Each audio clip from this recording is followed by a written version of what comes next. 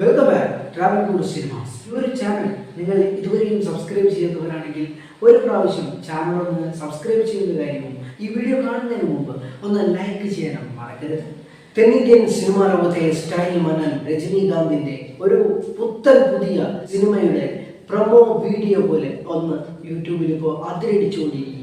കാട്ടത്തിലൊന്നും ഒരു കാര്യവുമില്ല. കാരണം ക്ലാഷ് 43 വർഷം കൊണ്ട് ഉള്ളൊരു മാർക്കറ്റ് ഉണ്ട് രജനീകാന്തിന്. അദ്ദേഹത്തിന്റെ ആ ഒരു സ്റ്റാർഡം ഒരൊറ്റ സിനിമ കൊണ്ട് തരിപ്പണമാക്കിയ ഒരു ചരിത്രമുണ്ട്. ആ ഒരു ചരിത്രം അറിയണമെങ്കിൽ പേട്ട എന്ന് പറഞ്ഞ സിനിമ ഏതൊരു ചിത്രത്തിന്റെ കൂടെയാണ് ക്ലാഷ് റിലീസായി വന്നത് എന്ന് നമ്മൾ ഓർമ്മിക്കേണ്ടിയിരിക്കുന്നു. ഈ ലെവലുള്ള ഒരു നായകന്റെ 41 വർഷത്തെ ചരിത്ര നേട്ടങ്ങൾ ഒരൊറ്റ സിനിമയിലൂടെ അവസാനിച്ചു. അപ്പോൾ വലിയ സ്റ്റാർട്ടൊന്നുമില്ല.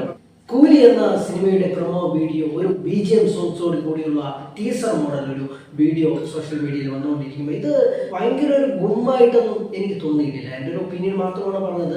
കാരണം രജനിയുടെ കാര്യമായിരുന്നു. കാരണം അദ്ദേഹത്തിന്റെ ഇപ്പൊ വന്നുപോയ സിനിമകൾ അമ്പാട് പരാജയമായിരുന്നു. പ്രൊഡ്യൂസറിന് സഹിതം ഒരുപാട് നഷ്ടം വരുത്തി വെച്ച സിനിമകളാണ് അദ്ദേഹത്തിന് ഇപ്പോൾ തിയേറ്ററിൽ വന്നത്. ഈ ഒരു സിനിമയെങ്കിലും അദ്ദേഹത്തിന് സക്സസ് ആവട്ടെ എന്ന് ആശംസിക്കാം.